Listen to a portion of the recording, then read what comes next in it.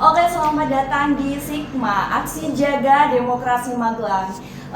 Kembali lagi dengan aku Vilda Noviana yang di sini bakal menemani teman-teman di podcast kita kali ini.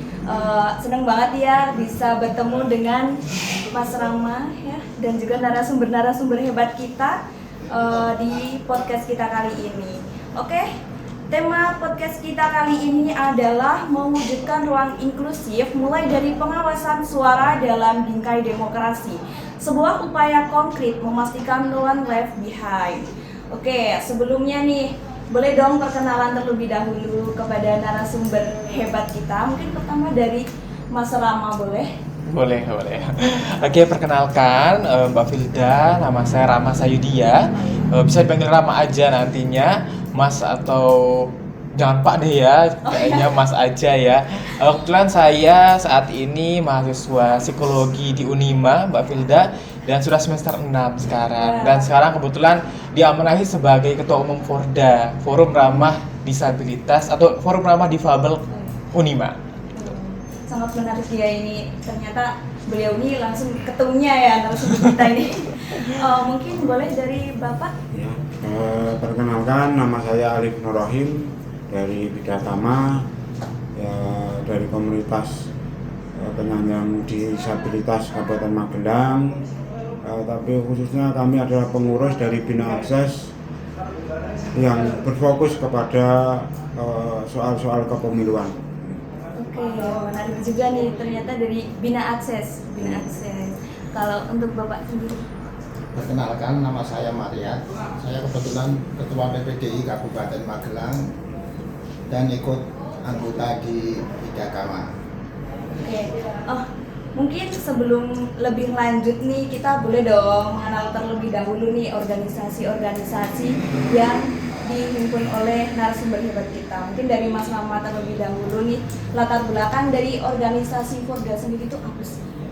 Jadi untuk Forda itu kan kepanjangannya Forum Ramah Difabel Unima gitu. Nah, Forda ini dulunya itu kebetulan komunitas. Jadi komunitas yang ada di Unima. Dulu itu di Unima itu kan sebenarnya ada beberapa mahasiswa disabilitas gitu. Tetapi ketika itu belum ada komunitas ataupun organisasi yang menghimpun gitu. Akhirnya dulu dicetuskanlah adanya komunitas ramah disabilitas dulu namanya. Itu dulu pada tahun 2017 Mbak Vilda. Nah, untuk Forda ini kan sebenarnya UKM ya, unit kegiatan mahasiswa di Unima gitu. Tetapi pada saat itu disahkan pada tahun 2021. Udah lama gitu. banget ya ternyata. Sudah lama ternyata Forda itu dari 2017 komunitas disahkan menjadi UKM. Ternyata rektor almarhum Pak Sulis dulu itu harus ada nih UKM kita yang menghimpun disabilitas di Unima gitu. Akhirnya dicetuskanlah Forda pada tahun 2021 itu. Forda ini kebetulan itu adalah organisasi yang berbasis kerelawan disabilitas. Jadi kami itu tidak hanya terkait dengan disabilitas saja, tetapi bidangnya itu adalah kerelawanan kepada disabilitas. Jadi membantu teman-teman disabilitas yang ada di kampus maupun di Magelang Raya. Seperti itu sih Mbak Vita. Oke, menarik karena memang seperti yang aku lihat juga ya kalau di Unima ini ternyata mahasiswa disabilitas ini udah lumayan banyak ya Mas ya.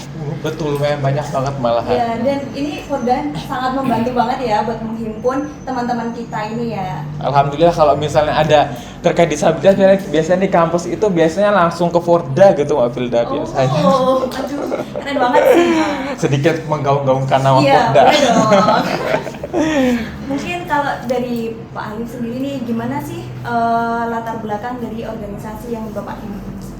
Ya, kalau untuk Bidakama kan berdiri hampir 3 tahunan lah. Itu kan dari kelompok komunitas, beberapa komunitas difabel Kabupaten Magelang dijadikan satu di Bidakama Forum Inklusif Disabilitas Kabupaten Magelang. Tapi untuk yang khusus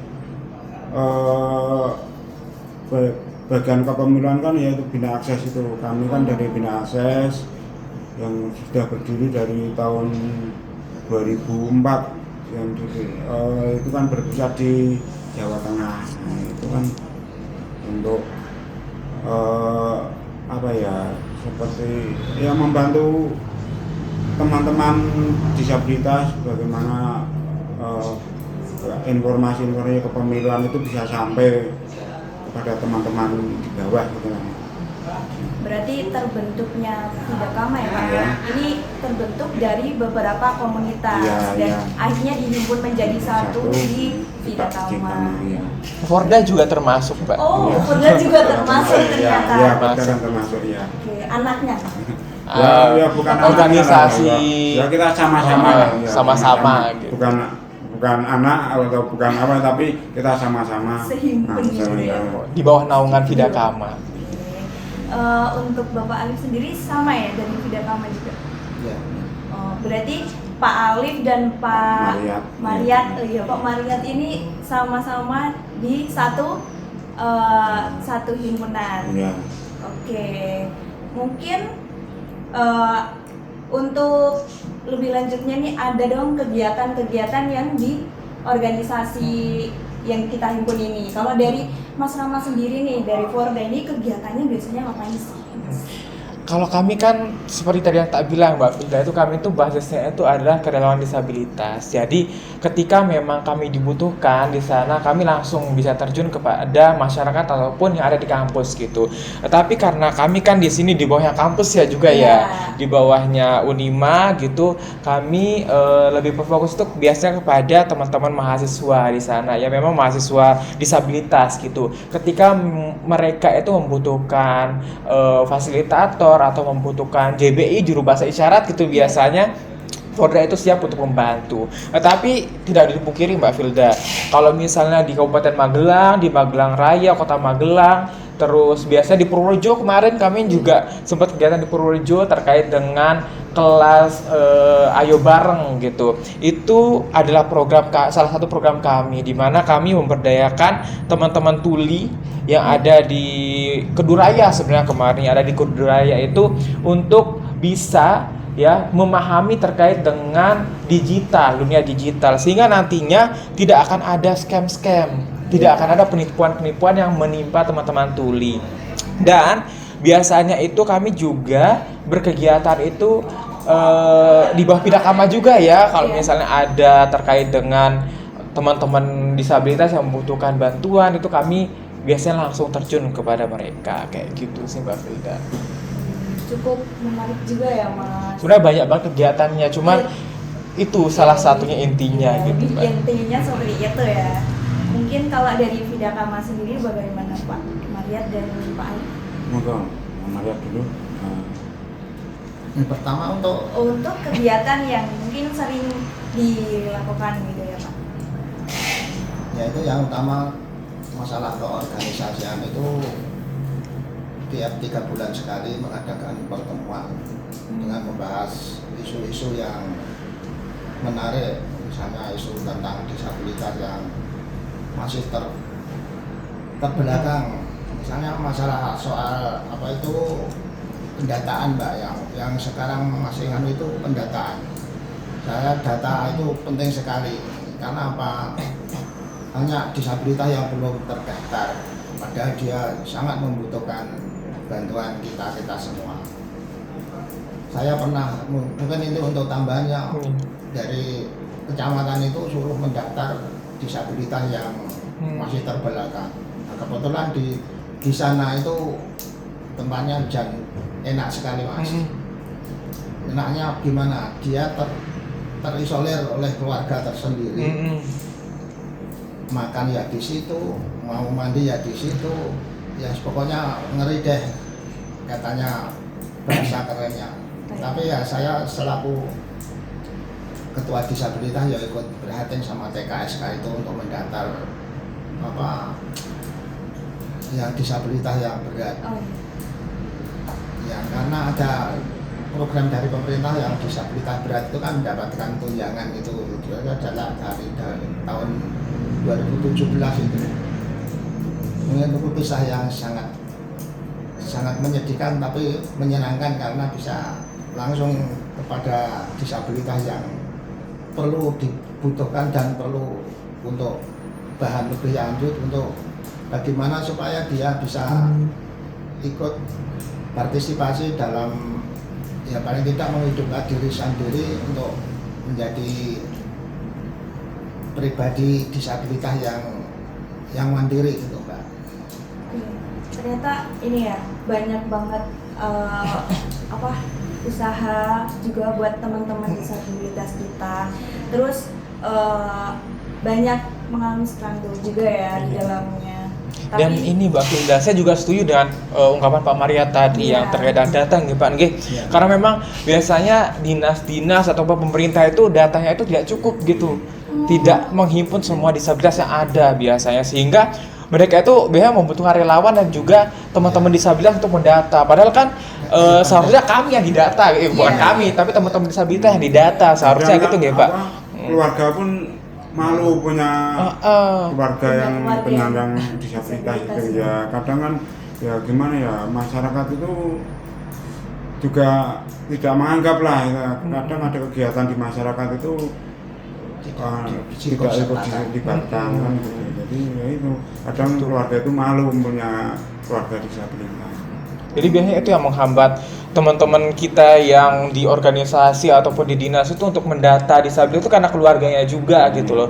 Keluarganya kan biasanya hal tabu lah ya, orang namanya orang lama gitu ya Mbak Filda ya. Jadi malu buat mengakui bahwa oh ini loh ada keluarga saya disabilitas. Padahal kan ingin dibantu gitu kan ya Pak. Kayak gitu sih. Tapi kalau untuk kegiatan yang berkesinambungan dengan kepemiluan itu ada nggak sih Pak? Ada, ya kan kita kerjasama sama KPU, kadang kan juga ada sosialisasi. Setiap kalau ada pilkada atau pemilu kan mengadakan sosialisasi, tapi kan itu kan terbatas, cuma beberapa saja, tidak meliputi semua. Jadi ya kadang kita di komunitas nanti bicara menyampaikan apa yang kita dapat dari KPU atau Bawaslu kan gitu. Oke, kalau mungkin ada pengalaman nih pas hari H pemilu ini gimana sih kalau dari teman-teman yang disabilitas gitu, mungkin apakah udah ada akses yang mungkin udah mumpuni banget ini buat teman-teman disabilitas atau belum?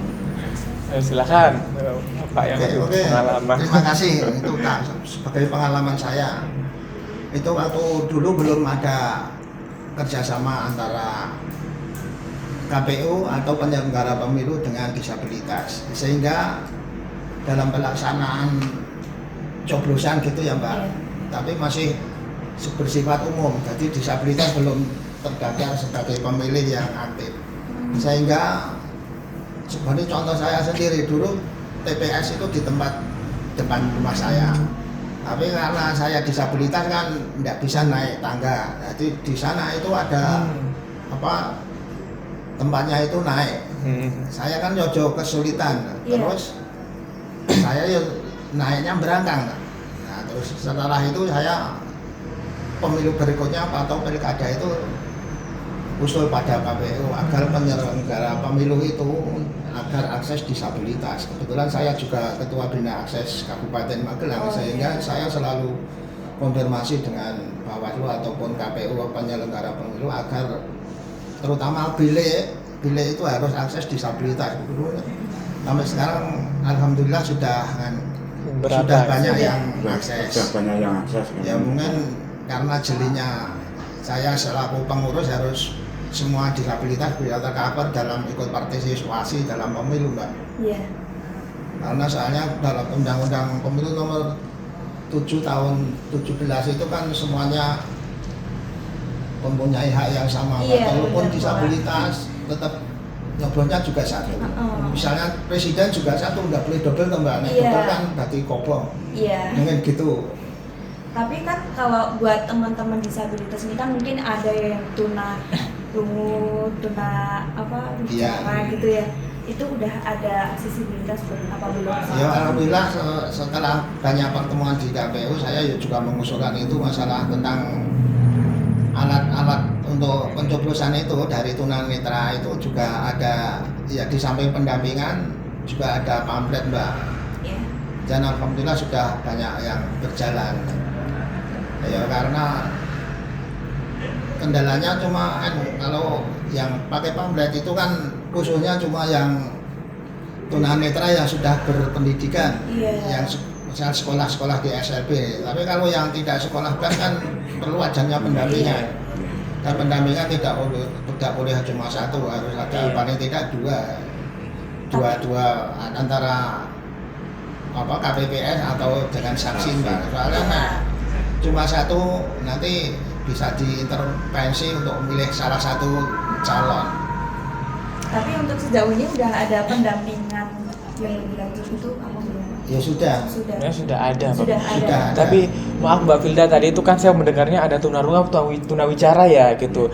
Jadi teman-teman yang tunarunga dan tunawicara itu lebih nyaman gitu dipanggil teman tuli gitu. Karena menurut mereka itu kalau tunarunga tunawicara itu kayak Ya, kasar gitu Mbak Filda. Iya. Gitu. Jadi terlalu kasar menurut mereka. Padahal kan kalau kita ya, kamu tuli itu kan menurut kita kasar kalau kita ya yang sebagai yang non disabilitas itu. Tetapi untuk teman-teman yang tunarungu tunawicara, tuli itu adalah bahasa yang halus menurut Yang mereka. halus. Jadi nanti kita ganti aja ya aksennya biar jadi Ya. tuli gitu. Oke.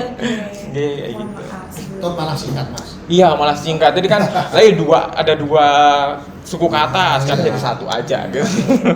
Kesannya kan ngata-ngatain kan gitu ya. Kesannya gitu. Hemat energi sama Mungkin kalau dari Pak Mariat dan juga Bapak Alif ini ada apa sih untuk pesan buat Bapak ini untuk pemilu di kemudian hari ini buat teman-teman kita yang mungkin membutuhkan akses yang lebih bagus itu apa sih gitu. Ya kalau untuk pemilu yang akan datang semoga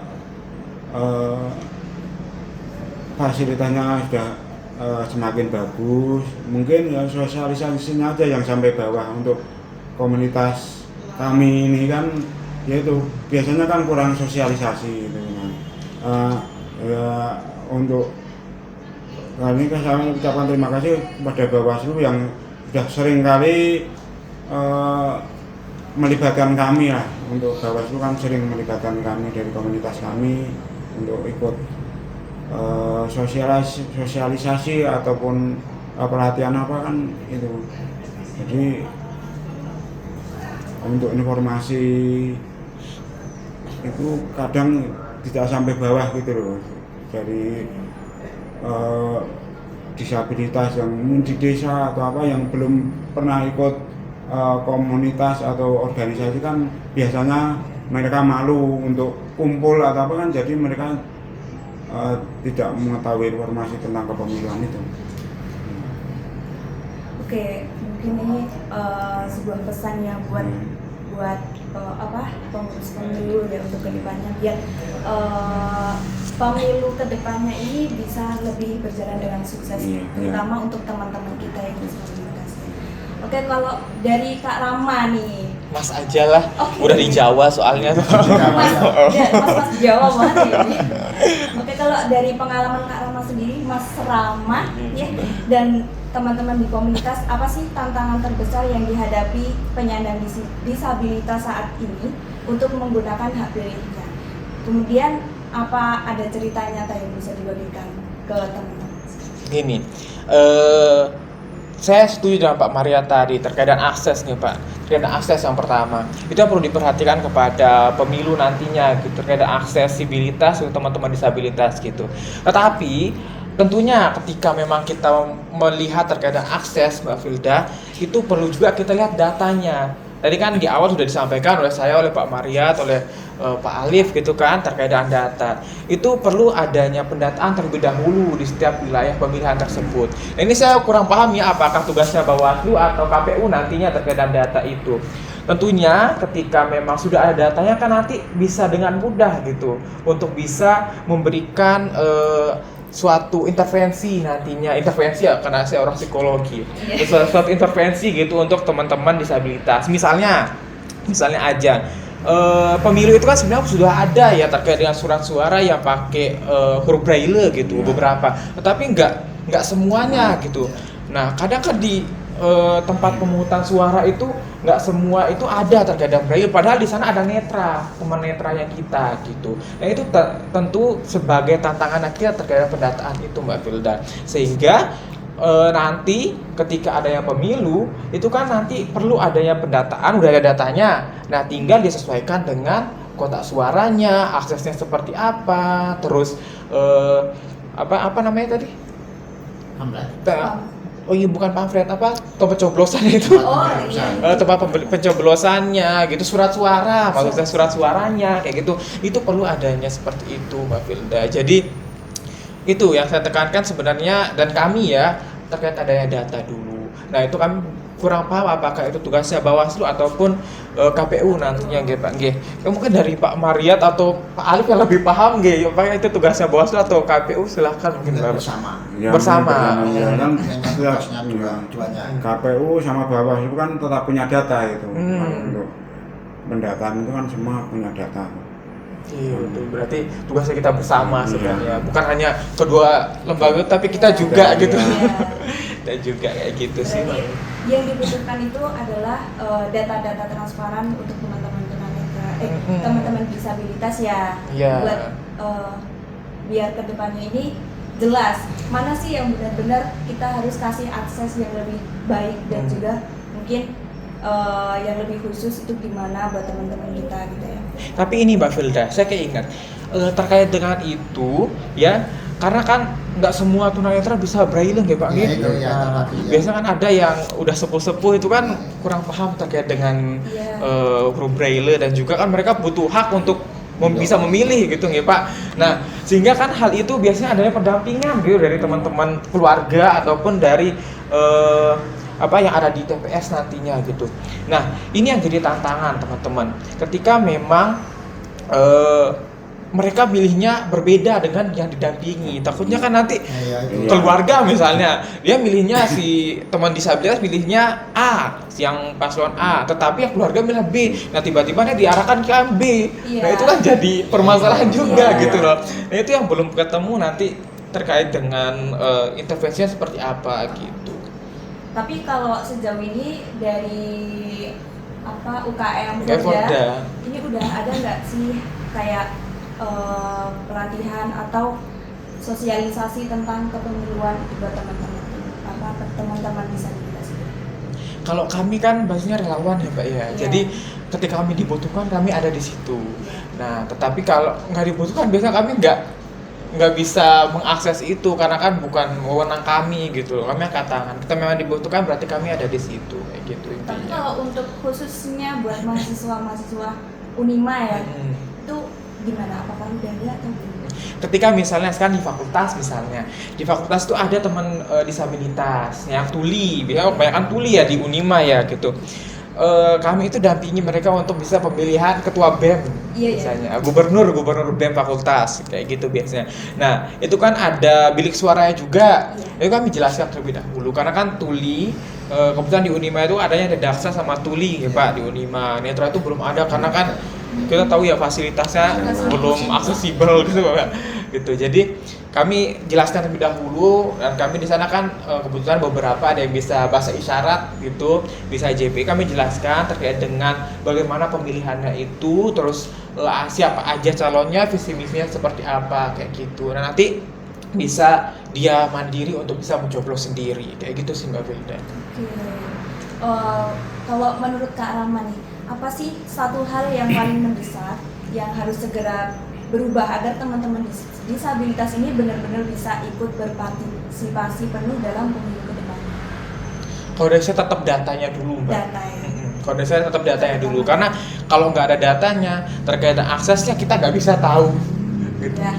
Yuk percuma sekarang kalau misalnya ya udah akses dengan adanya RAM misalnya ya Pak untuk kursi roda gitu. Tapi di sana nggak ada disabilitas yang menggunakan kursi roda gitu. Nggak ada disabilitas daksa. Kan buang-buang duit ya Pak.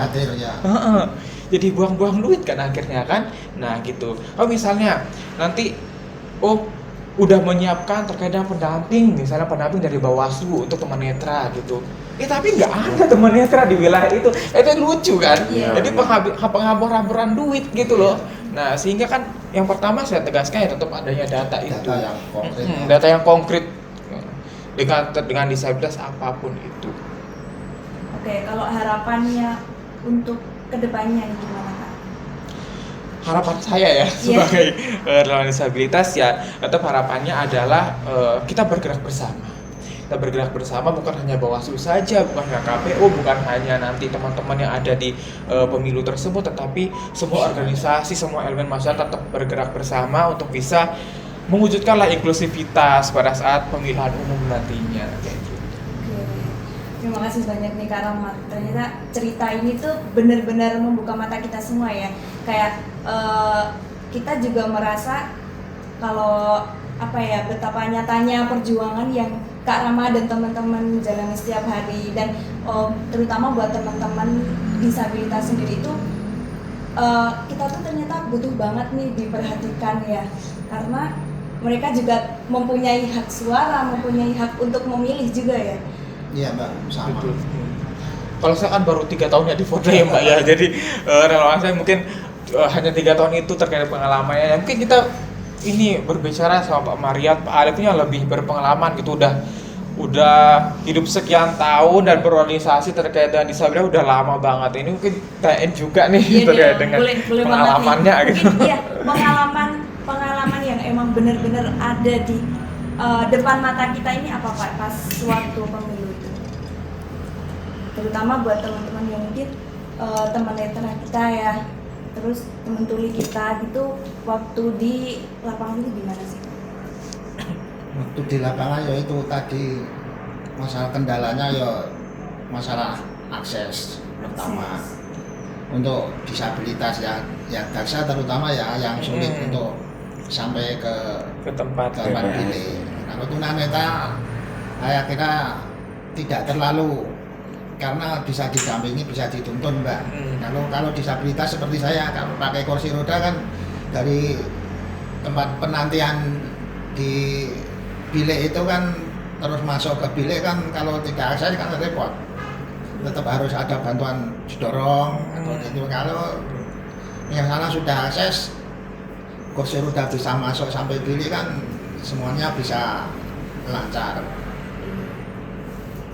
Mungkin untuk akses ini ya belum terlalu terpenuhi ya ternyata. Ya tadi Ya sebagian sudah ada, sebagian sudah ya, ada, sebagian tapi kan sudah ada, tapi kan belum merata gitu. nggak merata. Ya itu data itu memang penting, itu data itu kan. Terutama data. Bagaimana mau memfasilitasi kalau datanya nggak ada kan? itu tugas Pantarlih Mbak. Iya. Jadi panitia pendaftaran pemilih itu harus Harusnya. aktif. Iya. Jadi ada biasanya RT berapa, itu ada disabilitas berapa, itu kan nanti untuk laporan di KPU toh. Jadi KPU nanti yang menginterogasi untuk tempat-tempat yang ada disabilitas itu untuk bisa ya istilahnya untuk memilih semua tidak ada kendala gitu Mbak. Oke. Gitu. Jadi kayak katanya Pak Arif tadi juga keluarga juga perlu diedukasi Iya, juga. iya, Ya, iya, betul. padahal perlu memilih gitu ya, punya hak pilih ya Pak, tapi Iya. keluarga ya diem aja, Iya, terus karena- yang ngunci di kamar lah gitu Iya. istilahnya. Ya itu kadang kan keluarga itu malu kalau punya anggota keluarga yang disabilitas. Tapi ya itu pentingnya juga peran masyarakat. Masyarakat itu seharusnya melibatkan disabilitas untuk kegiatan mungkin lingkungan atau kegiatan yang lain. Jadi ada motivasi untuk disabilitas itu biar tambah percaya diri gitu loh. Kan kadang itu masyarakat itu tidak melibatkan, jadi kan seperti tersingkir lah jadinya. Keluarga udah menutupi, masyarakat juga nggak mau tahu ya, jadi kan Seolah-olah tidak berada ya, dianggap ada keberadaannya. tidak dianggap gitulah. Padahal mereka kan nggak mau dianggap setara ya, tapi Iya. dianggap ada Iya, aja gitu iya. ya Pak. Iya. Karena ini uangnya Mas, sok tidak diuangnya. Memanusiakan manusia. Memanusiakan Manusia, manusia. manusia. Mungkin maklum SDM-nya kan sendiri-sendiri. Iya, Kebutuhannya betul. juga. Oke. Kayak gitu sih Mbak. Jadi kan mungkin aja ya nanti siapa tahu kedepannya pada saat ada yang pantarlih gitu Iya. panitia pemilihan itu dilibatkan disabilitas gitu ya. Ya setidaknya untuk komunitasnya mereka yang ada di pemilihan itu gitu. Biar nanti kan pantarlih fokus pada teman-teman yang non disabilitas, tapi yang teman-teman disabilitas yang jadi pantarlih kan bisa Ya, iya. sebagai jembatan untuk teman-teman disabilitas nantinya kayak gitu. Oke, nah dari harapan Bapak Mariat. iya, dan juga Pak Alif, ini kan ada harapannya itu ada sosialisasi untuk teman-teman disabilitas, masyarakat dan juga keluarga sendiri ya Pak. Dan kemudian dari Kak Mas Rama sendiri ini ada data yang konkret ya sebelum diselenggarakannya pemilu. Oke. Nah dari obrolan kita tadi ini, daripada kita simpan semua ini sebagai monolog masing-masing, oke. Saya mau coba nih sesuatu yang lebih seru. Kita jadikan ini percakapan 3 arah. Karena saya yakin nih ada hal-hal yang tadi disampaikan salah satu pihak yang langsung bikin yang lainnya ini merespon, benar kan? Tadi seperti Bapak langsung merespon dan Mas Rama juga gitu. Jadi kita masuk ke segmen diskusi bareng. Oke. Dari tadi bukan diskusi berarti. Diskusi dong, tapi ini kayak lebih kita jadikan satu diskusi dari narasumber-narasumber kita ini. Oke, nah dari Kak Rama nih, apa sih tadi yang disampaikan dari Pak Mariat dan juga Pak Alif ini bisa nih ditambahkan atau justru perlu direspon dari sudut pandang dari komunitas Kak Rama sendiri? Kalau dari kami ya, karena basisnya relawan ya, jadi tetap tekankan basisnya relawan ya Pak Filda. Jadi terkait dengan apa yang disampaikan oleh Pak Mariat, oleh Pak Alif terkait pengalaman mereka itu, kami setuju dengan hal tersebut. Karena apa? Karena kan yang mengalami permasalahan kan teman-teman disabilitas gitu. Kami di sini hanya mengetahui apa yang ada di lapangan aja gitu. Tapi yang merasakan kan Pak Mariat, Pak Alif gitu. Jadi di sini kami hanya sebagai relawan untuk membantu. Jadi tidak yang terlalu intens, tapi bisa membantu nantinya ketika adanya pemilihan umum kayak gitu Mbak Filda. Oke. Nah kalau dari Pak Mariat sendiri dan juga Pak Alif ini, ketika kita membayangkan pemilu yang benar-benar inklusif di 5 tahun ke depan, apa satu hal paling realistis yang bisa dicapai jika semua pihak bekerja sama? Kemudian masing-masing boleh menjawab dari Pak Mariat atau Pak Alif sendiri. Jawab deh. Ya kalau untuk pemilu yang akan datang semoga itu terjadilah ya, inklusif itu bisa terjadi dan untuk penyandang disabilitas itu bisa menyampaikan aspirasinya atau memberikan suaranya lah ke tempat pemungutan suara ya, yang intinya ya itu apa ya, semoga kita harapan ya cuman semoga apa yang diharapkan komunitas kami itu bisa terjadi, inklusif itu benar-benar terjadi gitu aja lah, bukan cuman rencana gitu loh. Mungkin Pak Mariat bisa nambahi. Oke, yang perlu diperhatikan dalam kepemiluan untuk partisipasi disabilitas ya Mbak. Yang pertama akses disabilitas untuk tempatnya, supaya semua bisa menyampaikan aspirasinya. Yang kedua untuk meraih suara yang terbanyak, mungkin dari panitia pemilu itu mengadakan pemilu keliling. Misalnya ada yang tidak bisa hadir karena sesuatu hal ataupun sakit ataupun sudah jomblo, itu kan perlu adanya dari panitia setempat, misalnya dari KPPS ataupun saksi untuk membawa kotak coblosan itu ataupun ya alat pemilu untuk datang ke tempat orang tersebut, sehingga kita tidak membuang suara gitu loh Mbak, karena kalau memang tidak bisa jalan atau sudah sakit kan nggak ada yang menjemput ke rumahnya dia itu kan dia tidak mau datang karena karena keadaan fisiknya.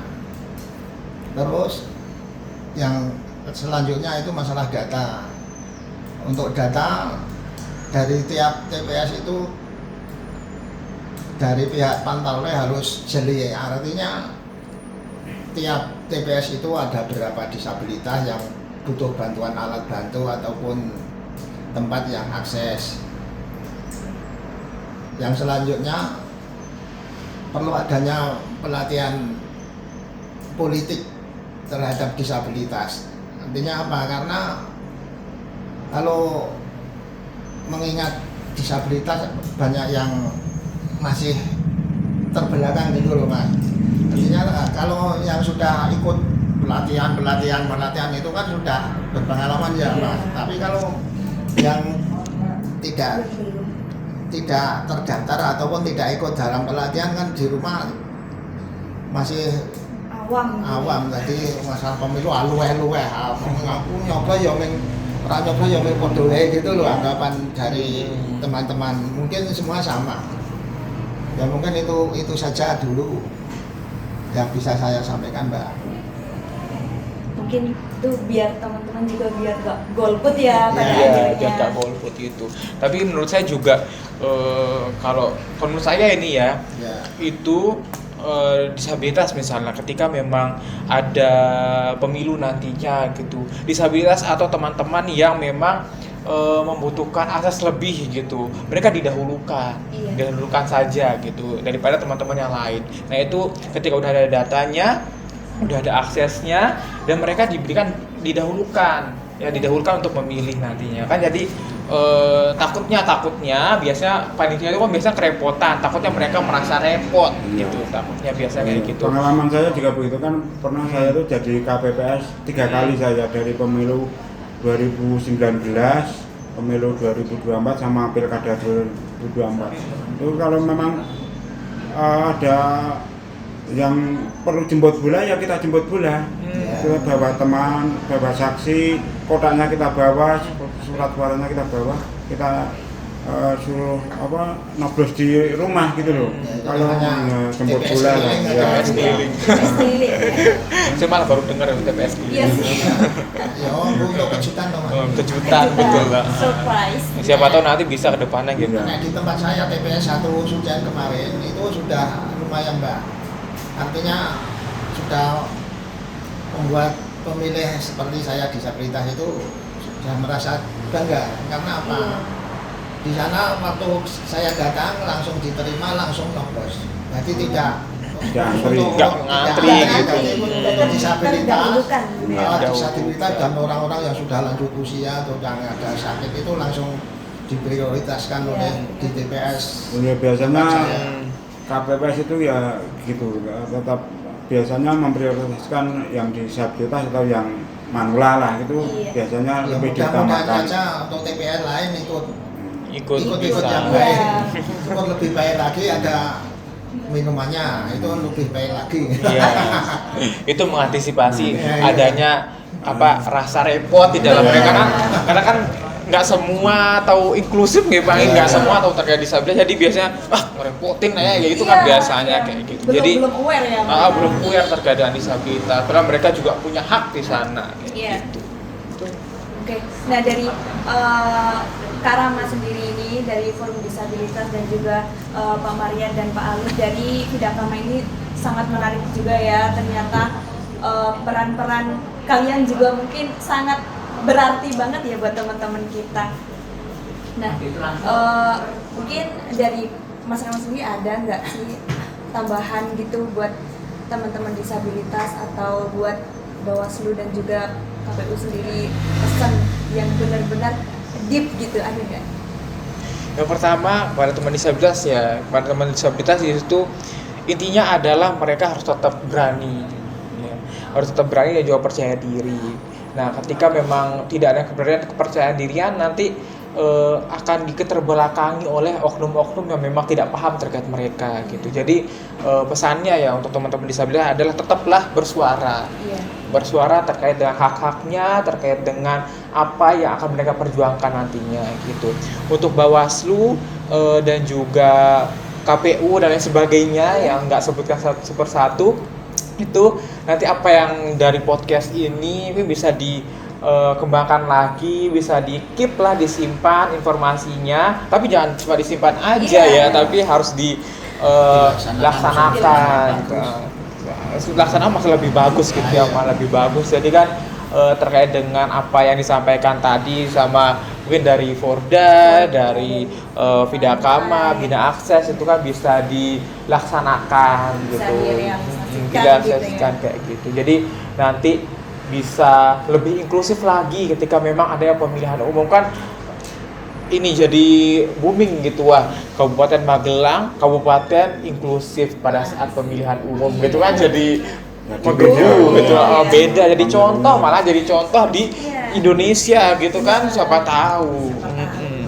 Kalau dari Pak Mariat sendiri sama Pak Alif ini ada nggak pesan untuk Bawaslu dan juga KPU?